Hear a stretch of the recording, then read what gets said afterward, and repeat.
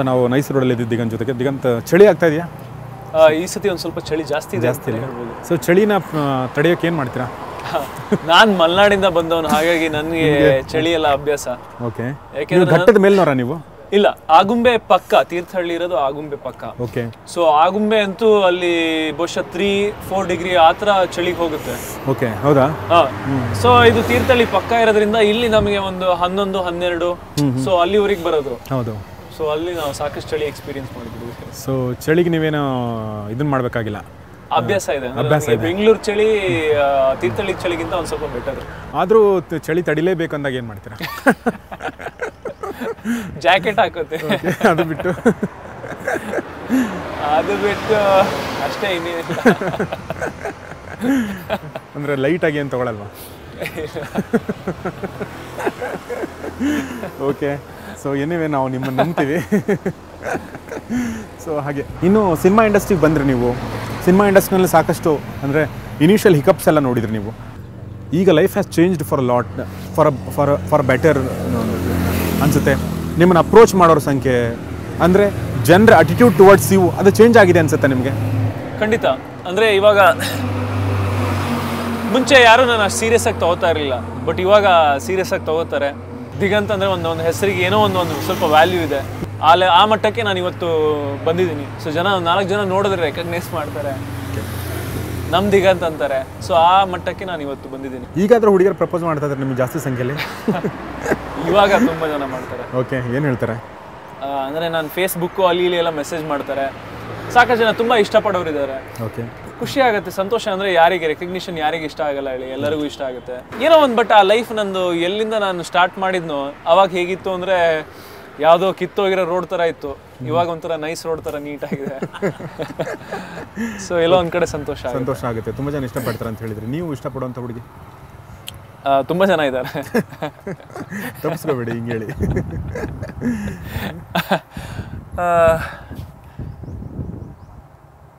ಯಾರೊಬ್ರು ಇದ್ದಾರೆ. Okay, ಸಿನಿಮಾದವರು? S. ನಿಮ್ಮದು ಅವ್ರದ್ದು ಕೆಮಿಸ್ಟ್ರಿ ತುಂಬ ಚೆನ್ನಾಗಿದೆ ಆನ್ ಸ್ಕ್ರೀನಲ್ಲಿ? ತುಂಬ ಚೆನ್ನಾಗಿದೆ.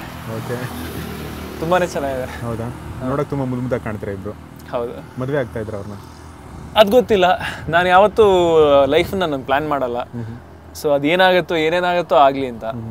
ಸೊ ಜೀವನ ಅದು ಹೇಗೆ ಬರುತ್ತೋ ಅದನ್ನ ಹಾಕಿ ತಗೋತೀನಿ ನಾನು. ಸೊ ನೋಡೋಣ. ಕನ್ನಡದವರೇನಾ ಅಥವಾ ದೂರದ?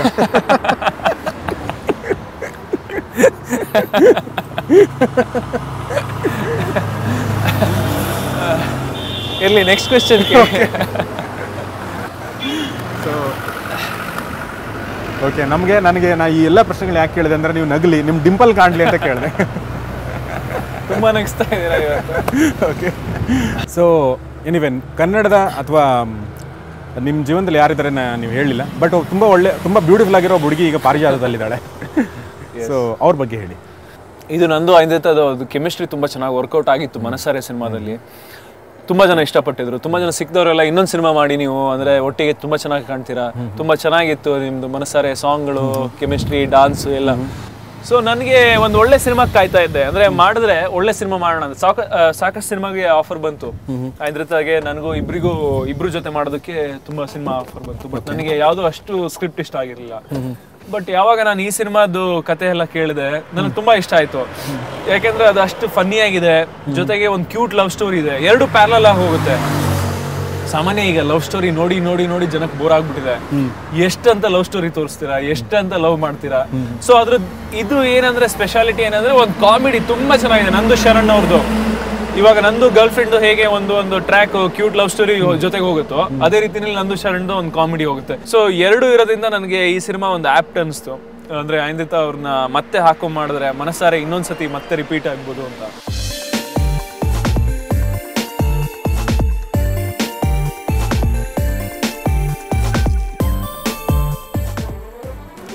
ನನಗೆ ತುಂಬ ಚೆನ್ನಾಗಿ ಕಾಣ್ತೀರ ಅನ್ನೋದು ನಿಸ್ಸಂಶಯ. ಅದರಲ್ಲಿ ಒಂದು ಹಾಡಿದೆಲ್ಲ ಮೋಹಿಸು, ನೀ ಮೋಹಿಸು, ಅದು ತುಂಬ ಚೆನ್ನಾಗಿ ಬಂದಿದೆ. ಹೌದಾ? ಸಾಂಗು ಜಯಂತ್ ಕಾಯ್ಕಿಣಿ ಅವ್ರು ಬರ್ದಿರೋದು.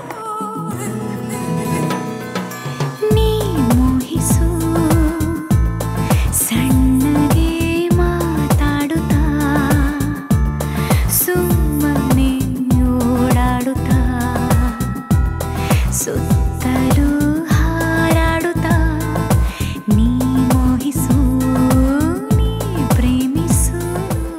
ನಿಮ್ಗೆ ಯಾವ ಹಾಡು ಇಷ್ಟ ಇದರಲ್ಲಿ?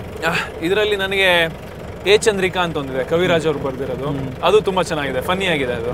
ಅದ್ರಲ್ಲಿ ನಮ್ಗೆ ಆಕ್ಟ್ ಮಾಡೋದಕ್ಕೂ ನಮ್ಗೆ ತುಂಬಾ ಮಜಾ ಇತ್ತು. ಆ ಸಾಂಗು ಫನ್ನಿ ಆಗಿದೆ, ನಾವು ಎಲ್ಲರೂ ಒಂಥರ ಫನ್ನಿಯಾಗಿ ಕಾಣ್ತೀವಿ ಅದರಲ್ಲಿ, ನಾನು ಡಾನ್ಸರ್ಸ್ ಇರ್ಬೋದು ಎಲ್ಲ.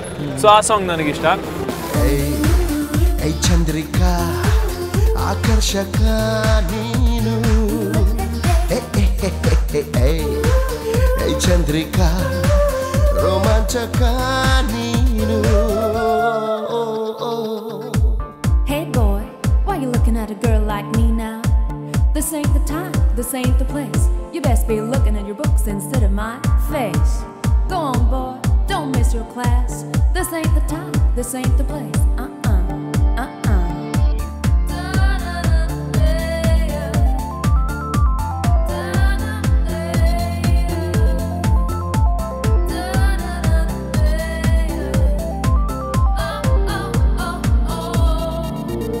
ಈಗ ನಾವು ಈ ಥರ ಹೋಗ್ತಾ ಇದೀವಲ್ಲ, ಈ ಥರ ಹೋಗ್ತಾ ಇರ್ಬೇಕಾದ್ರೆ ತುಂಬಾ ಹಾಡುಗಳು ಪಿಕ್ಚರೈಸ್ ಆಗಿದೆ.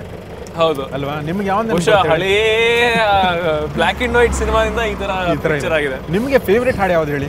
ನಾನು ಅಂದು ಹೇಳ್ತೀನಿ ನಿಮಗೆ. ನನಗೆ ಆಪ್ತ ಮಿತ್ರದಿಂದ ವಿಷ್ಣು ಸರ್ ಆಮೇಲೆ ದ್ವಾರಕೀಶ್ ಸರ್ ಹೋಗ್ತಾರಲ್ಲ, ಕಾಲವನ್ನು ತಡೆಯೋರು ಯಾರು ಇಲ್ಲ. ಸೊ ಹಾಡು ನಂಗೆ ತುಂಬಾ ಇಷ್ಟ. ನನಗೆ ನೆನಪು ಬರೋದಂದ್ರೆ ಪ್ರೇಮದ ಕಾಣಿಕೆ, ಬಾನಿಗೊಂದು ಎಲ್ಲಿದೆ. ಸೂಪರ್ ಸಾಂಗ್ ಅದು. ಎಷ್ಟು ಬ್ಯೂಟಿಫುಲ್ ಅಂದ್ರೆ ಎಷ್ಟು ಚೆನ್ನಾಗಿ ಮಾಡಿದ್ದಾರೆ ನೋಡಿ. ಆಗಿನ ಇದಕ್ಕೂ ಕೂಡ ಹೌದು, ಕಾರ್ ಇರ್ಬೋದು, ಆ ಲೊಕೇಶನ್ ಇರ್ಬೋದು, ಇಟ್ಸ್ ಆಮೇಲೆ ಹಾಡು ಕೂಡ ಹಾಗೆ ತುಂಬಾ ಚೆನ್ನಾಗಿತ್ತು. ಹೌದು. ನಿಮ್ಮ ಇದೆಷ್ಟನೇ ಮೂವಿ ಆಗಿದೆ ಈಗ ನಿಮ್ದು? ನಾನು ಇವಾಗ ಸೋಲೋ ಹೀರೋ ಆಗಿ ಮಾಡಿರೋ ಸಿನಿಮಾಗಳನ್ನೆಲ್ಲ ತಗೊಂಡ್ರೆ ಇದು 6ನೇ ಸಿನಿಮಾ. ಬಟ್ ಮಲ್ಟಿ ಸ್ಟಾರ್ ಎಲ್ಲ ತಗೊಂಡ್ರೆ ನಾನೊಂದು 13-14. ಓಕೆ. ಸೊ ಮಸ್ತ್ ಮಜಾ ಮಾಡಿ, ಆಮೇಲೆ ಗಾಳಿಪಟ, ಸೊ ಈ ಥರದ್ದೆಲ್ಲ ತಗೊಂಡ್ರೆ 13-14 ಆಗುತ್ತೆ. Okay, good. ಸೊ ನಿಮ್ಮ ಕನಸಿನ ಪಾತ್ರ ಯಾವುದು ದಿಗಂತ್? ಕನಸಿನ ಪಾತ್ರ ಅಂತ ಏನಿಲ್ಲ, ಬಟ್ ಏನಾದ್ರು ಒಂದು ಡಿಫ್ರೆಂಟ್ ಟ್ರೈ ಮಾಡಬೇಕು ಅಂತ. ಅಂದರೆ ಈಗ ನಾನು ಈಗ ಏನು ಮಾಡ್ತಾ ಬಂದಿದ್ದೀನಿ ಅದನ್ನ ಬಿಟ್ಟು ಏನಾದ್ರು ಸ್ವಲ್ಪ ಡಿಫ್ರೆಂಟಾಗಿ ಮಾಡಬೇಕು ಅಂತ. ಸೊ ಅವಕಾಶ ನನಗಿದೆ. ಈಗ ನೆಕ್ಸ್ಟ್ ಒಂದು ಸಿನಿಮಾ ಮಾಡ್ತಾ ಇದ್ದೀನಿ, ಅದರಲ್ಲಿ ಒಂದು ಸ್ವಲ್ಪ ಆ್ಯಕ್ಷನ್ ಟಚ್ ಇದೆ. ಹೀರೋಯಿಸಮ್ ಅಲ್ಲ, ಹೀರೋಯಿಸಮ್ ಬೇರೆ. ಹೀರೋಯಿಸಮ್ ಅಂದರೆ ಒಂದು 15 ಜನ ಕುಡಿಯೋದು, ಅದು ಆ್ಯಕ್ಚುಲಿ ಹೀರೋಯಿಸಮ್.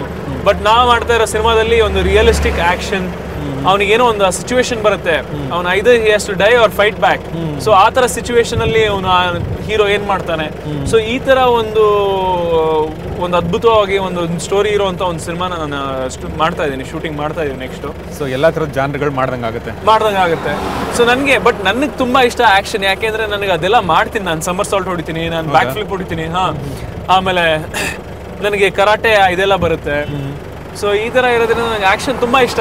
ಬಟ್ ನನಗೆ ಸಾಕಷ್ಟು ಈ ಆಫರ್ಗಳು ಬಂತು ಈ ಆ್ಯಕ್ಷನ್ ಸಿನಿಮಾಗೆ, ಬಟ್ ನನಗೆ ಇಷ್ಟ ಆಗಿದ್ದು ಯಾವುದು ಬಂದಿರಲಿಲ್ಲ. ಓಕೆ. ನೀವು 6 ಪ್ಯಾಕ್ ಮಾಡೋಂಥ ಏನಾದ್ರು? ನಾನು ಲೀನ್ ಆಗಿರೋದ್ರಿಂದ ನನಗೆ 6 ಪ್ಯಾಕ್ ಜಾಸ್ತಿ ದಿವಸ ತಗೊಳ್ಳೋದೇ ಇಲ್ಲ. ನನಗೆ 2 ವಾರ ನಾನು ವರ್ಕೌಟ್ ಮಾಡಿದ್ರೆ ನನಗೆ ಆ 6 ಪ್ಯಾಕ್ ಎಲ್ಲ ಬಂದ್ಬಿಡುತ್ತೆ. ಸೊ ಹಾಗಾಗಿ ನನಗೆ ಪಾತ್ರಕ್ಕೆ ಬೇಕಾದ್ರೆ ಮಾಡ್ತೀನಿ, ಸುಮ್ಮನೆ ಯಾವುದೋ ಒಂದು ಸಾಂಗಿಗೆ ಶರ್ಟ್ ಬಿಚ್ಚೋದಕ್ಕೆ ಆ ಥರದಕ್ಕೆಲ್ಲ ನಂಗೆ ಮಾಡೋಕ್ಕೆ ಇಷ್ಟ ಇಲ್ಲ. ಸೊ ಪಾರಿಜಾತದ ವಿಶಾಲ್ ಜನರಿಗೆ ಇಷ್ಟ ಆಗ್ತಾನೆ ಅಂತ ಭಾವಿಸೋಣ, ಹುಡುಗಿಯರಿಗೆ ಇಷ್ಟ ಆಗ್ತಾನೆ ಅಂತ ಭಾವಿಸೋಣ. ಇನ್ನು ಶರಣ್ ಮತ್ತು ಐಂದ್ರಿತಾ ಮತ್ತು ನೀವು ಇದ್ದೀರ ಅಂತ ಹೇಳಿದ್ರೆ, ಇದ್ರ ಬಿಟ್ಟು ಮೇಜರ್ ಕ್ಯಾರೆಕ್ಟರ್ಗಳು ಯಾರಾದರೂ ಇದ್ದಾರೆ ಅದರಲ್ಲಿ? ಇದರಲ್ಲಿ ನಾನು ಹೇಳಿದಾಗೆ ಇದು ಕಾಮಿಡಿ ಸಿನಿಮಾ ಆಗಿದ್ರಿಂದ ಸಾಧು ಕೋಕಿಲ ಸರ್ ಇದ್ದಾರೆ.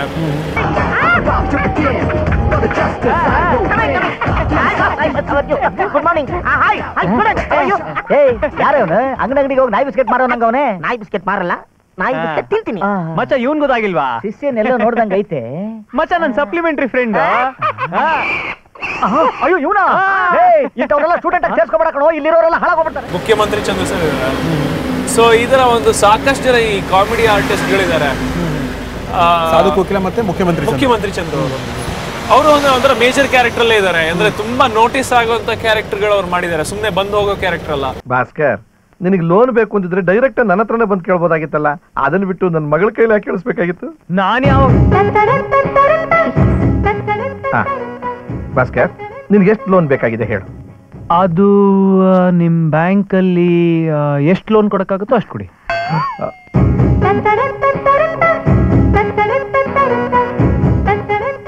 ಮತ್ತೆ ಏನ್ ಬಿಸ್ನೆಸ್ ಮಾಡ್ಬೇಕು ಅಂತ ಐಡಿಯಾ ಇದೆ? ನೀವು ಕೊಡೋ ಲೋನ್ ಅಮೌಂಟ್ ಮೇಲೆ ಯಾವ ಬಿಸ್ನೆಸ್ ಮಾಡ್ಬೋದು ಅಂತ ಯೋಚನೆ ಮಾಡಿ. ಆಯ್ತು, ಏನಾದ್ರೂ ಕೊಲಾಟ್ರಲ್ ಇದೆಯಾ? ಏನು ಕೊಲೆನಾ? ಅಲ್ಲಪ್ಪ ಭಾಸ್ಕರ್, ನಿನ್ನ ಹತ್ರ ಏನಾದ್ರೂ ಆಸ್ತಿ ಗೀಸ್ತಿ ಇದೆಯಾ? ಅದೆಲ್ಲ ಏನಿಲ್ಲ ಸರ್.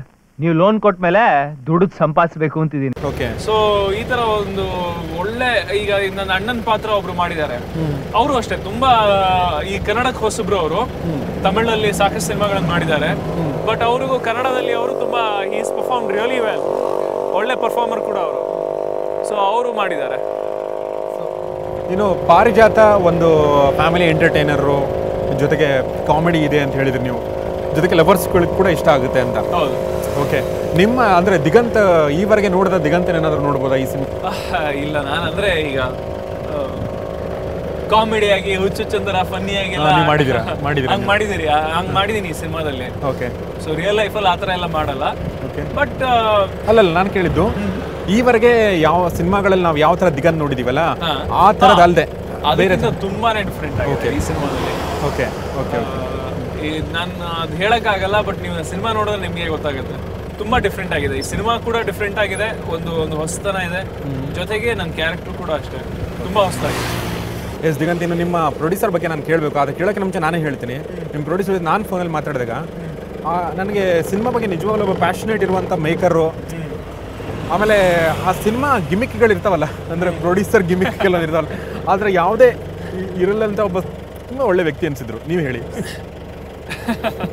ಅವರು ಪೀಟು ಅಂತ, ಪ್ರೇಮ್ ಅಂಡ್ ಪರಮೇಶ್, ಅವರಿಬ್ರು ತುಂಬಾ ವೆರಿ ಸ್ವೀಟ್ ಪೀಪಲ್. ಜೊತೆಗೆ ಅವ್ರಿಗೆ ಸಿನಿಮಾ ಅಂದ್ರೆ ತುಂಬಾ ಇಷ್ಟ. ಅಂದ್ರೆ ಅದನ್ನ ಪ್ರೀತಿ ಮಾಡ್ತಾರೆ, ತುಂಬಾ ಪ್ರೀತಿ ಮಾಡಿ ಅವ್ರು ಸಿನಿಮಾ ಮಾಡೋದು. ಇದ್ರಲ್ಲಿ ನನಗೆ ಪ್ರಾಫಿಟ್ ಸಿಗ್ಬೋದು ಅಂತ ಸಿನಿಮಾ ಮಾಡೋರಲ್ಲ. ಈ ಸಿನಿಮಾ ಚೆನ್ನಾಗಿದೆ, ಕತೆ ಚೆನ್ನಾಗಿದೆ, ಚೆನ್ನಾಗಿ ಮಾಡೋಣ. ಸೊ ಆತರ ಉದ್ದೇಶ ಇಟ್ಕೊಂಡಿರುವಂತ ಪ್ರೊಡ್ಯೂಸರ್ಸ್. ಆಮೇಲೆ ಜೊತೆಗೆ ಡೈರೆಕ್ಟರ್ ಅಷ್ಟೇ ತುಂಬಾ ಹಾರ್ಡ್ ವರ್ಕಿಂಗ್. ಪ್ರಭು ಶ್ರೀನಿವಾಸ್ ಅವ್ರು ತುಂಬಾ ಹಾರ್ಡ್ ವರ್ಕಿಂಗು. ಆಮೇಲೆ ತುಂಬಾ ಚೆನ್ನಾಗಿ ಮಾಡ್ಬೇಕು ಅಂತ. ಅವ್ರಿಗೆ ಕನ್ನಡ ಬರ್ದೇ ಇದ್ರು ಇಲ್ಲಿಗೆ ಬಂದು ಒಂದು 6 ತಿಂಗಳಲ್ಲಿ ಕನ್ನಡ ಕಲ್ತ್ಕೊಂಡು ನಮಗೆ ಕನ್ನಡ ತುಂಬಾ ಸ್ಪಷ್ಟವಾಗಿ ಮಾತಾಡ್ತಾರೆ. ಸೊ ಆತರ ಒಬ್ರು, ಅಂದ್ರೆ ಇಲ್ಲಿ ಬಂದು ಏನೋ ಒಂದು ಸಾಧನೆ ಮಾಡ್ಬೇಕು ಅಂತಿರುವಂತ ಒಬ್ರು ಡೈರೆಕ್ಟ್ರು. ಸೊ ಇದೊಂದು ಒಳ್ಳೆ ಟೀಮ್. ಎಲ್ಲೂ ನಮ್ಗೆ ಯಾವ್ದೇ ಶೂಟಿಂಗ್ ಅಲ್ಲಿ ಯಾವುದೇ ತರದ ಕೊರತೆ ಆಗದೆ ಇದ್ದಾಗೆ, ಆರ್ಟಿಸ್ಟಿಗೆ ತೊಂದರೆ ಆಗದೆ ಇದ್ದಾಗೆ, ಬೇರೆ ಟೆಕ್ನಿಷಿಯನ್ಸಿಗೆ ತೊಂದರೆ ಆಗದೆ ಇದ್ದಾಗೆ ನಮ್ಮನ್ನು ನೋಡ್ಕೊಂಡಿದ್ದಾರೆ. So I should thank them. Yes. So Diganth, so ನಾವು ಇಲ್ಲಿಗೆ ಬಂದು ನಿಂತ್ಕೊಂಡ್ವಿ, ನೀವು ಕೂಡ ಇಲ್ಲಿಗೆ ಬಂದು ನಿಂತಿದ್ದೀರಾ. ಅಂದರೆ ನಿಮ್ಮ ಕರಿಯರಲ್ಲಿ, ನಿಮ್ಮ ಲೈಫಲ್ಲಿ ನಿಮ್ಮ ಪಾರಿಜಾತಕ್ಕೆ ಒಳ್ಳೆಯದಾಗಲಿ. ನಮ್ಮ ಜೊತೆ ಬೆಳಗಿನ ಜಾವ ಈ ನೈಸ್ ರೋಡಲ್ಲಿ ಈ ಥರ ನೈಸಾಗಿ ಸಿಕ್ಕಿದ್ದಕ್ಕೆ, ಮಾತಾಡೋದಕ್ಕೆ ತುಂಬ ಥ್ಯಾಂಕ್ಸ್ ನಿಮಗೆ. ತುಂಬ ಥ್ಯಾಂಕ್ಸ್. ನಿಮಗೂ ಅಷ್ಟೇ. ನಾವು ಸಿನಿಮಾ ಮಾಡೋದು ದೊಡ್ಡದಲ್ಲ, ಬಟ್ ನಿಮ್ಮೆಲ್ಲರ ಪ್ರೋತ್ಸಾಹ ಇಲ್ಲದೆ ನಮಗೆ ಆ ಸಿನಿಮಾ ಜನಕ್ಕೆ ತಲುಪ್ಸೋಕ್ಕಾಗಲ್ಲ. Thank you so much. ಒಂದು ಒಳ್ಳೆ ಪ್ರೋಗ್ರಾಮ್ ನನಗೆ ಕೊಟ್ಟರೆ. Thank you. ಒಳ್ಳೆಯದಾಗಲಿ. ನಿಮ್ಮ ಈ ಸಿನಿಮಾ ನಿಮ್ಮ ಇನ್ನಿತರ ಸಿನಿಮಾಗಳ ಯಶಸ್ಸನ್ನು ಮೀರಿಸಿ ಒಳ್ಳೆ ಯಶಸ್ಸು ಸಿಗಲಿ. ಯಾಕಂದರೆ ನನಗೆ ನಾನು ಒಂದು ಒಳ್ಳೆ ಟೀಮ್ ಇದ್ರ ಹಿಂದಿದೆ ಅಂತ ಅನ್ಕೋತೀನಿ. ಎಸ್ಪೆಷಲಿ ನಿಮ್ಮ ಪ್ರೊಡ್ಯೂಸರು, ಡೈರೆಕ್ಟ್ರು, ನೀವು. ಸೊ ನಿಮ್ಮ ಜೋಡಿ ಎಲ್ಲದಕ್ಕೂ ಒಳ್ಳೆಯದಾಗಲಿ. Thank you very much. Thank you. So ಒಳ್ಳೆಯದಾಗಲಿ ನಿಮಗೆ. All the best. ಮತ್ತೆ ಸಿಗೋಣ. ಥ್ಯಾಂಕ್ಸ್ ಅಲ್ಲ. Bye bye. ಸಿ ಒನ್ ಪಾರಿಜಾತ ಡೇ. ಥ್ಯಾಂಕ್ಸ್.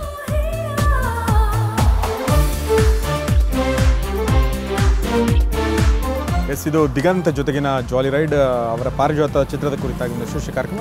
ಮತ್ತು ಸ್ವಲ್ಪ ನಂಗೆ ಆಶ್ಚರ್ಯ ಆಗಿದೆ ಅಂದರೆ ದಿಗಂತ್ ತಮ್ಮ ಪರ್ಸ್ನಲ್ ಲೈಫ್ ಬಗ್ಗೆ ಮತ್ತು ಇನ್ನಿತರ ವಿಚಾರಗಳ ಬಗ್ಗೆ ತುಂಬ ಮನಸ್ಸು ಬಿಚ್ಚಿ ಮಾತಾಡಿದ್ರು. ಅವ್ರು ಮತ್ತೊಂದು ಸಲ ಥ್ಯಾಂಕ್ಸ್ ಹೇಳ್ತಾ ಪಾರಿಜಾತ ತಂಡಕ್ಕೆ ಒಳ್ಳೆಯದಾಗಲಿ ಅಂತ ಹಾರೈಸ್ತಾ ಈ ಕಾರ್ಯಕ್ರಮ ನೋಡಿದ್ದಕ್ಕಾಗಿ ನಿಮಗೆ ಕೂಡ ಥ್ಯಾಂಕ್ಸ್ ಹೇಳ್ತಾ ಈ ಕಾರ್ಯಕ್ರಮ ಮುಗಿಸ್ತಾ ಇದ್ದೀನಿ. ಕ್ಷಣದ ಸುದ್ದಿಗಾಗಿ ನೋಡ್ತಾರೆ ಸುವರ್ಣ ನ್ಯೂಸ್ 24/7.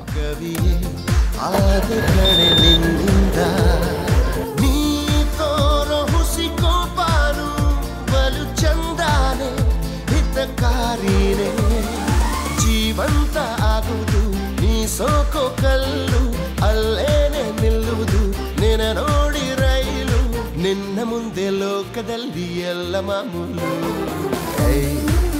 ಐ ಚಂದ್ರಿಕಾ ಆಕರ್ಷಕ ನೀನು, ಐ ಚಂದ್ರಿಕಾ ರೋಮಾಂಚಕ ನೀನು.